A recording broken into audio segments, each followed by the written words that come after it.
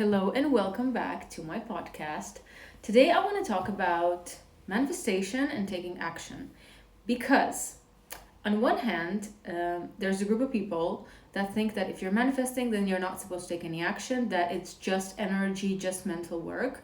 And then on the other hand, there is a group of people who don't really understand what manifestation is, although they keep on saying, I manifested this, where they actually worked really, really hard and they keep on saying, I manifested this. So it's neither. Manifestation includes taking action. It's never hard work. It's never you fighting. It's never you hustling. It's never you working to the point where you burn out. No. But I call it aligned action. And today I'm going to give you a few examples from my own life in order for you to understand what action versus aligned action is, what working hard versus aligned action looks like. Because, again, I want you to understand that manifestation is 80%, maybe 90% energy work, but then there's the 10 or the 20, doesn't matter, where you still need to take some kind of action, right? Because we live in a physical world and action is part of that. And so today I want to start with this example. So a couple of years ago, you probably know that we moved to Portugal through a program called Startup Visa. We applied, we had a startup idea, we applied, and Portugal invited us to move here to start our project. And so in the startup world, there is this almost like a romanticized thing where startups have to work really hard, they have to launch in their garage, like not sleep, just work to make this thing work. And yeah, in the beginning, we kind of bought that idea. And by we, I mean me and my husband, because we're also business partners. And so it was almost this like, it's glorified, like struggle, hard work, hustling is glorified in the startup community, like Silicon Valley, etc. So in our minds, and that was a limiting belief, by the way, in our minds, we're like, okay, challenges are normal, struggle is normal, working hard is normal, that is the only way. Although at this point, we already started learning manifestation. We manifested a lot of things, like we literally manifested our relocation to Portugal. It all happened only because we intentionally manifested it, right? Not because we worked hard, because prior to learning how to manifest, we used to apply to all these other startup programs and to other countries, and for like 2 years maybe. Okay, not 2 years, like a year and a half. But like every time we got rejected, every single time, until we consciously started manifesting, we started healing, we started doing the inner work, we surrendered and all that. So only then it became possible. And this was my dream for 10 years. So hard work did not get me there. But anyway, so now we're back to this whole startup, struggle is real, you have to work really hard, etc. So we come to Portugal, and when you're part of a startup visa program, you're also part of an incubator. It's like a thing in the startup world. Like it's an organization that mentors you, helps you find investors, guides you, etc.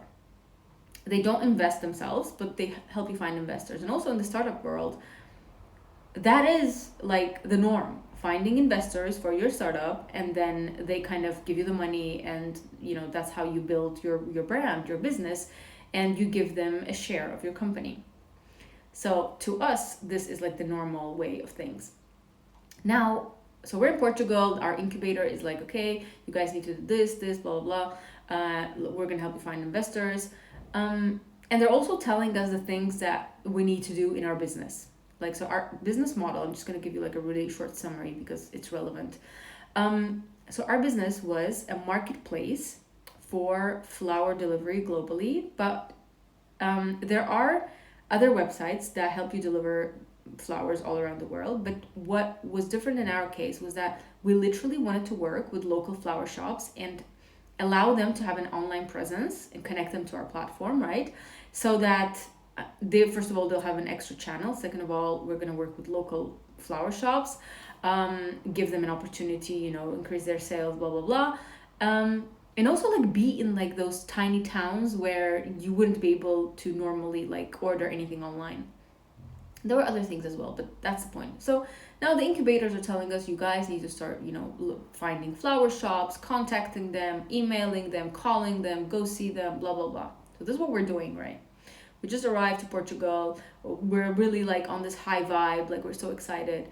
And so we started working on this startup. At the same time, we also had our other business, our e-commerce agency. So we're working on two things at the same time.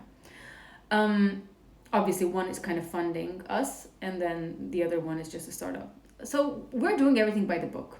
We're emailing, we're calling. And when I say emailing, I'm not saying one email, two email. Hundreds of emails were sent. So now we're like, okay, first let's start by emailing those flower shops, explain to them what our platform is, talk to them, see what their needs are, explain to them, blah, blah, blah. So we're emailing hundreds, and literally like a couple of them reply to us. Another couple of them say that, oh no, we don't need that. We're fine working offline. We don't need any online presence. We don't care about all that. So we get like a couple of them, right? There's a lot of hard work going into this, right? The platform itself, and then, constantly getting in touch with flower shops, at the same time trying to think about the marketing, how we're going to later on do this. So somehow we managed to get a few like flower shops on the platform. Now it's a struggle to get them to actually understand how this whole thing works, because they have no idea, like they have no websites, etc. So now we're like, okay, you need to put your flower pictures here, you need to put the price here, blah, blah, blah. They can't do it, then we have to do it for them, like instead of them. So now we're doing the work of all these flower shops because they just can't do it, right? And because there are literally not that many that agreed to be on the platform, we can't just be like, well, we thought that we can't just be like, okay, whatever, we'll look for other people who will be able to do it themselves. No, we are literally like, okay, we have, let's say 10 people, 10 flower shops, we need to help them get on the platform. So we're like working. So then we're like, okay, we have a couple of flower shops there. Let's start, advertising, marketing, and we're doing everything by the book, okay? So our incubator, they have like mentors and professional people and all that stuff. So now they're like, okay, you need to advertise, you need to do Facebook ads, you need to do Google ads, and we're like working hard, we're doing all this, we're pouring our own money from the other business into this. Then we get like a few orders, and then the flower shops are not really fulfilling them. They can't even see, they're not even checking their emails, they're not checking the platform, they don't know they have orders. So there's like a lot going on.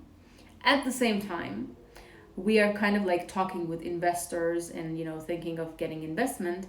And every time we get on a call, after the call, my husband and I were just pissed off. We're like, these people don't understand. Their attitude would piss us off. The way they treat startups, like, it's almost like, obviously they're giving you the money, but well, they're taking a share of your company. But the way their attitude is just not right. It's annoying. Like they're treating us like we are like begging them for money. Like that was the vibe. And so after all of this, like this is taking months, okay? After all of this, my husband and I were like, you know what?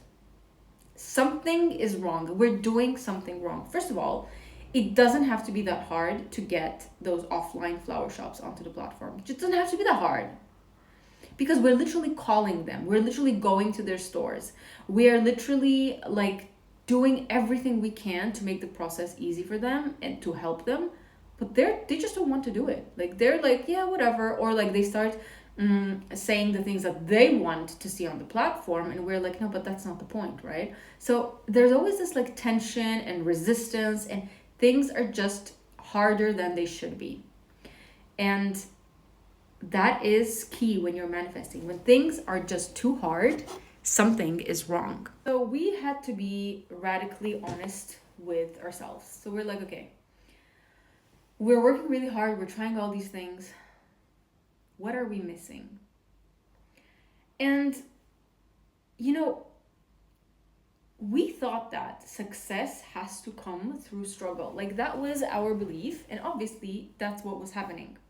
But apart from that, we were doing something that was completely misaligned. My husband and I, the reason we actually quit our jobs prior to that was because we wanted freedom. For us, freedom is super important. For us, living life on our own terms is super important. So, going to investors was completely against that. Because when investors are involved in your startup, first of all, you just gave them the share of your company. Second of all, they're constantly dictating what they think you should do.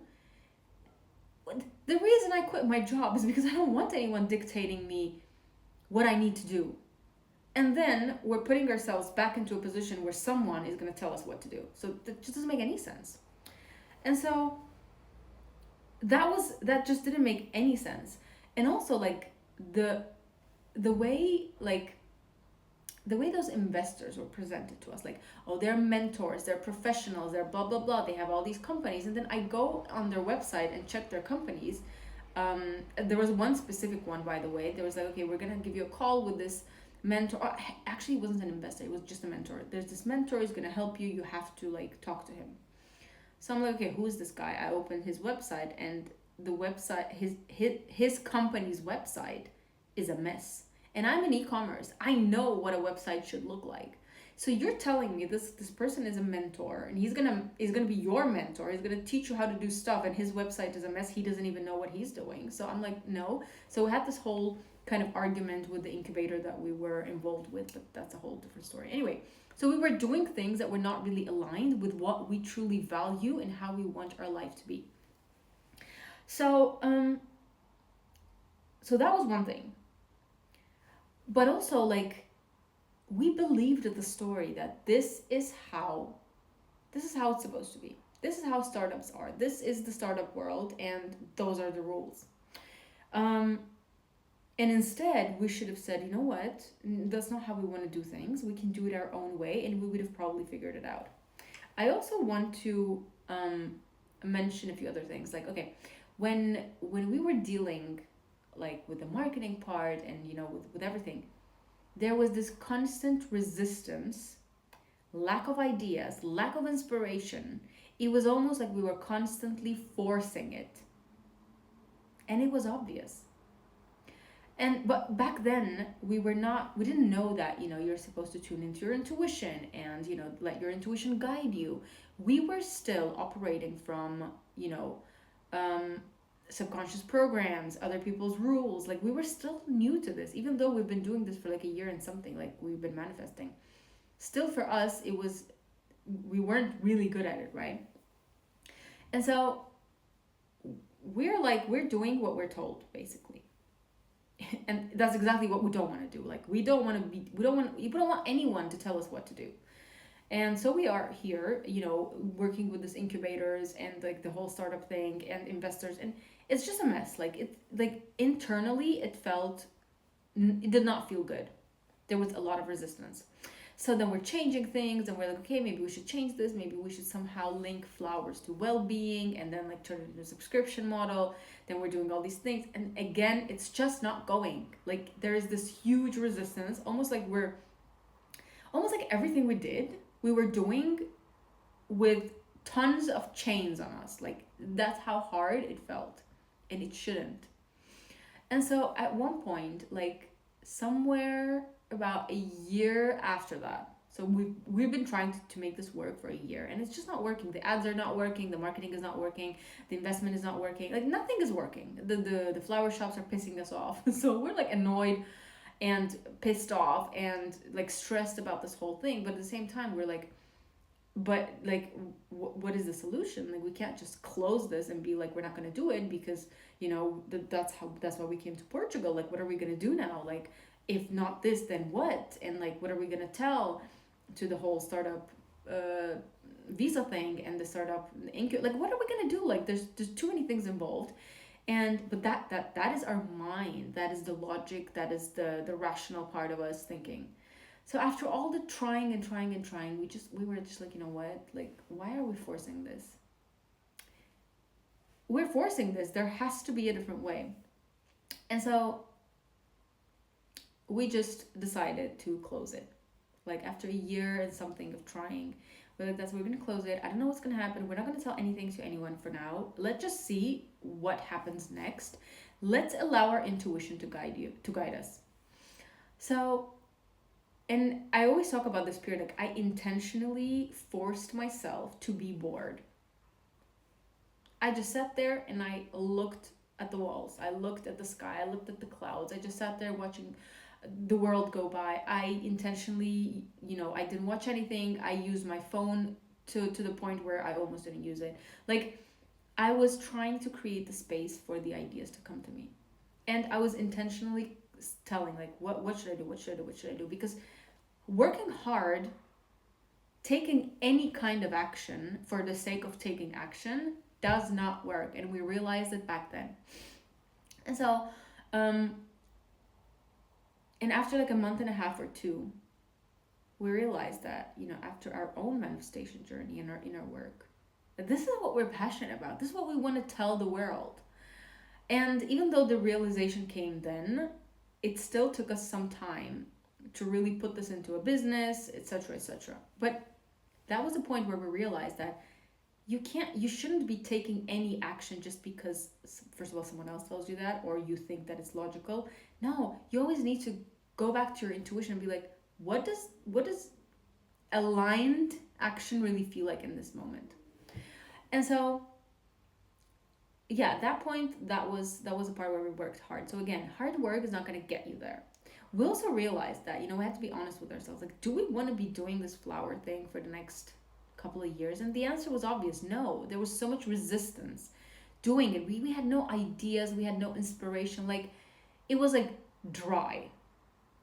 And so when we let go of that, I felt so much relief, and that relief was proof to me that that's not what we're meant to be doing. Like, there's something so much bigger. And honestly, when I look back, I'm like, oh my God, I can't believe I was playing so small. Even if that was a multi-million-dollar brand, business, whatever, that's not what I want to do. That doesn't feel purposeful at all. Even though when the idea came to us, in the beginning, we really felt excited about it.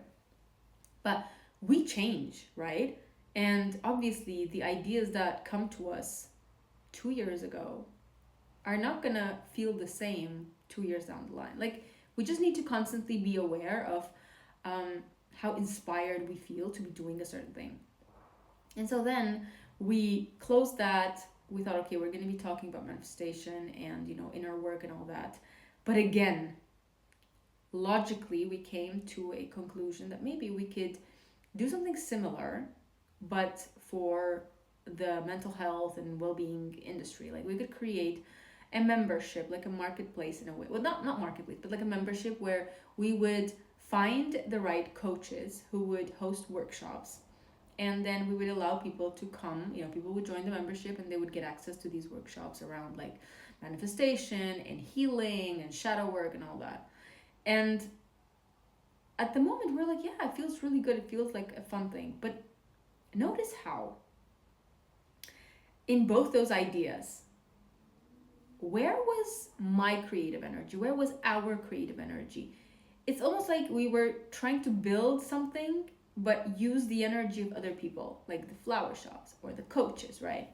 But it's easy for me to see it now, and it wasn't that easy to see it in the moment.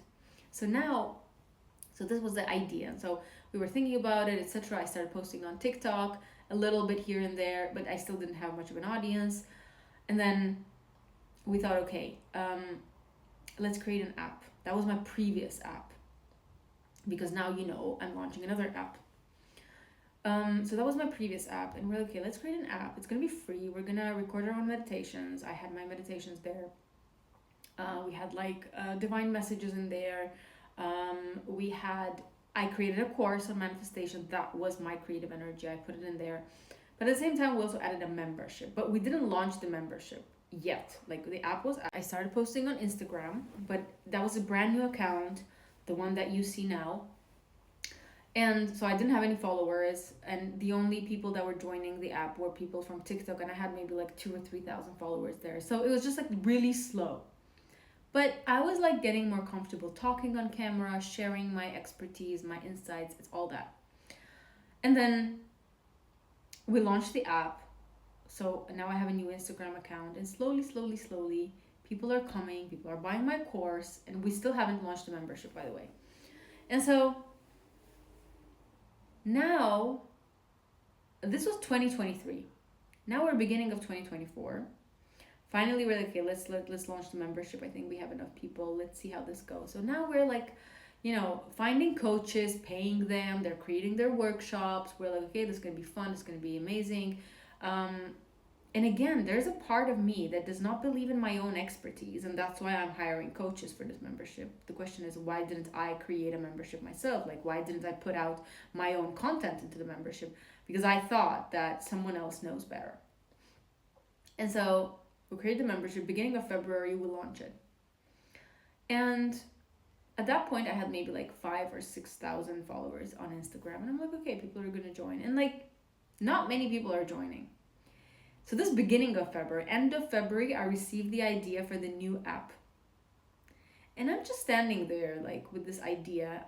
I've talked about it and like how it came to me. Maybe I'll do like a separate episode about it. But the idea came to me, and in my heart, I just know it. I have to do this. This is the big thing. Because prior to that, my husband and I were constantly thinking like, we want to give people something that's going to help them manifest in the easiest, the most effortless way. Because a course is not that effortless, and plus the course is more expensive, right? So what do we do? What can we create? But like, we didn't have any ideas. And so when the idea of this new app came to me, one part of me was like, oh my God, this is it. And then the other part of me was like, no, now we have to close everything. We have to close this previous app. We have to close the course. We have to close the membership, which we just launched, and we paid all this money to all these coaches to create all these programs, all these workshops. What are we going to do? And so the next couple of months was like, okay, the membership was still going on, and there was just proof that not many people needed it, because people came to my page for my content. They came for my expertise. They came for my point of view. And those who could afford my course, they would get my course. But then most people wanted a more affordable product, right? And the only affordable product I had was a membership, but that was not my content. That was the coaches and their workshop. While great, they were amazing. People came to me for my energy, for my creative expression, for my experience, right? And so there was this misalignment in there. Again, the idea of the membership was more of a logical solution than something that came from our intuition. And so then about May, we hired a team to develop the new app. And now we're like, okay, we're going to close the old app. We're going to close the course. We're going to close the membership. We're not going to do anything with that. This new app, Unlock, is the name of the app, is going to be our only product. And when we decided that, I cannot explain to you the feelings that I was feeling, knowing that this is it. I have never had that kind of knowingness. It's just a feeling. And I was like, this is it. This is the product that the world needs, that literally everyone is waiting. Like it felt like the entire world has been waiting for me to get the idea and to put it out into the world. It's the feeling of, this is what I'm meant to do. While previously I had the same feeling because I chose the right kind of topic, right? Like manifestation, inner journey. That felt right from the very beginning anyway. But the product that I was offering to people wasn't the right product. And so, again, that was logical. That was not aligned action.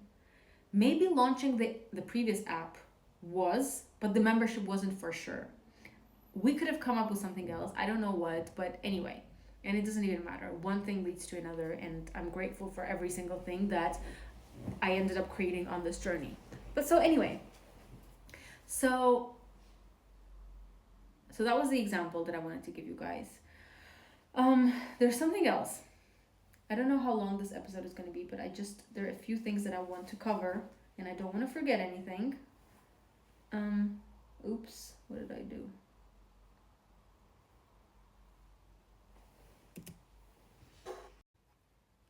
Okay, so there is something else I wanted to cover.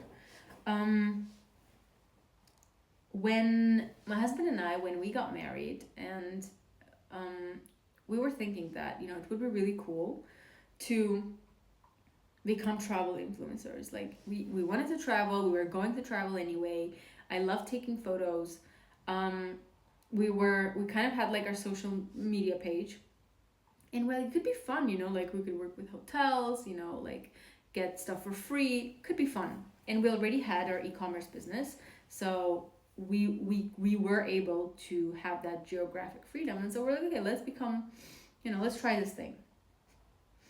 Logical decision, okay? Again, because we were seeing like the travel influencers kind of started emerging back then. This was like 2018, 2019. So after, well, so we started traveling for our honeymoon in end of 2019. And we were in Montenegro, and we're like, okay, let's try this whole, you know, let's email hotels and be like, okay, we're going to be staying there. This is our social media. We had like 10,000 followers. And do they want us to promote in return for, you know, staying there for free? And this was a thing. I was like, okay, let's try. Why not? So we tried it with this one place. And just from the start, like everything was just not the way we expected it to be. Like, first of all, they promised us one place. We arrived and they said, no, you're going to stay in another place. And then tomorrow you're going to get there. So instead of like having 2 nights at this really nice villa, we got like 1 night, and then 1 night was in an apartment. Like, it was weird. The things that we talked about in advance were not basically done, and so we were kind of like, we don't like this vibe. But we're like, okay, maybe it's this specific case, right? So then we kept trying, but it just never happened. I guess we didn't have enough followers back then. So after we moved to Portugal, and then we forgot about it. We're like, okay, you know what? We don't even like this. Like, we don't like people telling us what to do. We don't want it to feel like work anyway. Like, right? We have the money. Let's just travel and have fun. So then when we come back to Portugal, we're like, yeah, but now we're in Europe. Like, maybe we could try this thing again. And we did. So we were in Barcelona, and, you know, it was a really cool hotel, like a really nice luxury hotel. They were like, yeah, like, we like your vibe, come, you know, whatever. We came, and even though this whole thing was really like children stuff, deep down it still felt like we were working for someone. And that's not why we quit our jobs. Like, I don't want to have to submit my work to someone. I don't want to have a contract where I have to take 5 pictures for someone. 5 pictures, not a lot. I don't want that. That doesn't feel right to me. Like, deep down, it did not feel right. And even though the stay was beautiful, everything was nice, just internally, we had to be really honest with ourselves. Like, we don't like how that feels. Maybe it's great for someone else. It's not right for us. Again, those actions were not from our intuition. Those actions were, oh my God, this is such a cool thing. It was like, everyone is doing it. People are getting free stuff. It sounds cool. Let's try. But it wasn't what we wanted to do. No, I would rather make millions and millions and millions and stay wherever I want to do. And stay wherever I want to stay and do whatever I want to do and as much as I want to stay. That is freedom. That is the sense of freedom that I want. And so when we thought of, you know, doing this hotel collaboration thing, we were not taking aligned action. So I'm trying to give you examples of what aligned action is not, right? So it's something that you're doing because you think that's the only way, in a way, or something that you're doing for the money, or something that you think, like, someone else tells you that this is the way to do it.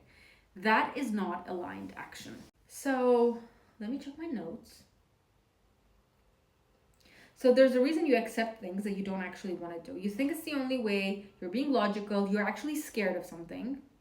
You're operating from lack and scarcity because we thought that, okay, yes, we have this e-commerce business, but we can make more money doing this travel thing. In a way, it was like, what if we don't have enough, or what if we don't make enough this month, or whatever. Let's have this plan B in a way. Like, again, it was logical. There was an element of scarcity, lack, and fear. It was not coming from an empowered position. And sometimes you make those kind of decisions, especially with our startup, for example. Like, why did we think that investment is the only way to go? Because we thought that there's no other way that we could be making the money, that doing it on our own budget would not be as successful. Like, we thought that this is how it has to be done because that's the story that we've been told. And through all of these experiences, we actually learned to listen to our intuition. Like, the idea of the Unlock app came to me from my intuition for sure. And aligned action was to go find a developer, find a team who's going to start working on it. This is aligned action. Aligned action is me talking about my app on social media. That is aligned action. And it feels inspiring. It feels good to talk about it. It feels right to talk about it. There's no resistance. Whenever I spoke, like, let's go back. Like, whenever we were, like, let's say, meeting people or, attending events and talking about the flower business. Now that I look back, I can clearly see that it just felt like I was forcing it. It did not feel flowy. It did not feel light. It did not feel like, like that inner fulfillment. It was not there. And I didn't know that that's how you're supposed to feel. And so through that experience, we came to realize that, yeah, we need to listen to our intuition. And then, so, when you're taking action, you always need to ask yourself, like, am I doing this because I feel inspired to do this? This feels good to do, or am I doing it because I think I have to? There's some kind of fear that if I don't do it, something is going to happen. If I don't post this, I'm not going to make enough money. If I don't start a social media, it's not going to happen for me. If you're doing it from that perspective, it's not going to happen. So every time you want to take action, be aware of why you're doing it. Because in the beginning, of course, connecting with your intuition is a process. And I'm going to have an entire lesson about connecting to your intuition in our new app. I don't know when you're watching this. I'm filming this beginning of December. We still haven't launched, but it should be any day now. So you always need to be aware of why you're doing certain things. And you need to be honest with yourself. You need to know that. When you say, but I need to be realistic, that's not your intuition. When you say, but this is a logical step, that's not your intuition. Those are subconscious programs that you have, and most probably someone else gave you them in a way that's what you saw from the outer world, that's what you experienced in your past, that's what people tell you is normal. It's their normal, it's not your normal. What you need to do is always go back to your intuition. Is this what I want to do? Does this light my soul? Do I feel the sparks? Does it feel exciting? Sometimes it's going to feel scary and exciting, but if there is this excitement and it just feels good to have done it, then you need to do it. Like, there's no other, like, this is your intuition talking to you. And your intuition is always going to give you signs. If something is too hard, like in our case with a startup, like, we tried for a year. And when I tell you, never have I sent so many emails in my life. Never have I got rejected so many times in my life. It doesn't have to be that hard. I understand that sometimes people are like, yeah, but not everything is going to be smooth. It's different. Sometimes things are not smooth because you have certain subconscious programs, and sometimes that it's just because you're not on your soul's path. And clearly, for us, that was not our path. And so you kind of need to be aware of why you're doing certain things, and that is key with like this whole manifestation game. um so you know, connecting to your intuition is key, but sometimes when you still don't know if it's your intuition or if it's something else, and you're like, but I don't know what kind of action to take, look at your values. What is it that you actually value? Because, as I said, we valued freedom. We wanted life on our own terms, and yet we were putting ourselves in a position where an investor would come and dictate us what he thinks or she thinks is right to do. I cannot imagine how horrible it would have been if it actually worked out with an investor. Like it, and you know what? Like, you know how we just said, okay, let's just close the business. We just closed the business. We didn't have to tell anyone in a way. Like we didn't have to cut contracts, break contracts. It was easy for us. Yeah, we had to tell the incubator, but like they were pretty chill about it. And we actually changed incubators anyway. So they were like kind of chill. They were like, oh, they were very excited. Actually, the funny thing is when we changed our business model from the flowers to well-being, and we launched our previous app, the main person, the contact person of our incubator actually also changed. And this new person was into yoga, into spirituality, into mental health. So I was telling my husband, I was like, this is actually a sign. Like she's like this new contact person, and literally this is the time when we are changing our business model. And she was like so excited for it. She was like, oh my god, I love this idea, blah blah blah. And not like if she didn't like it, nothing, it wouldn't be a problem, but it was just a kind of like a sign that I think we're moving in the right direction. So, you know, switching to what really mattered to us, like mental health and well-being and manifestation and inner work, that was the sign. One of the signs was that that person also, you know, the person who we were always in contact with was also on the same page with us. So yeah, if you don't know, if you don't understand if it's your intuition or what are your values? If your values are freedom, you're not supposed to work a 9 to 5. Well, actually, no one is supposed to work a 9 to 5, but that's a different topic. That's a whole different episode. If you value living life on your own terms, and you value your freedom to make your own decisions, what feels good to you, like working with, like going and looking for investors is not the right choice. Working with hotels where they're gonna literally tell you what to do and how to do, depends on the hotel probably, and probably depends on the number of followers you have. Maybe if you're like a bigger creator, or if it's in the contract where you literally put it, like you write it there and you say that, you know what, I'm gonna do it my way, and no one should tell me how this thing is supposed to look like or be like I'm gonna be fully creative because this is what I'm good at. So maybe in that case that would, like, that can work. But anyway, so be clear on the things that you value, and at least if you're not yet sure whether, you know, if you can connect your intuition or not, your values are gonna guide you. Your values are gonna be that compass that you're looking for. I'm just gonna check my notes to make sure that I covered everything that I wanted to talk about.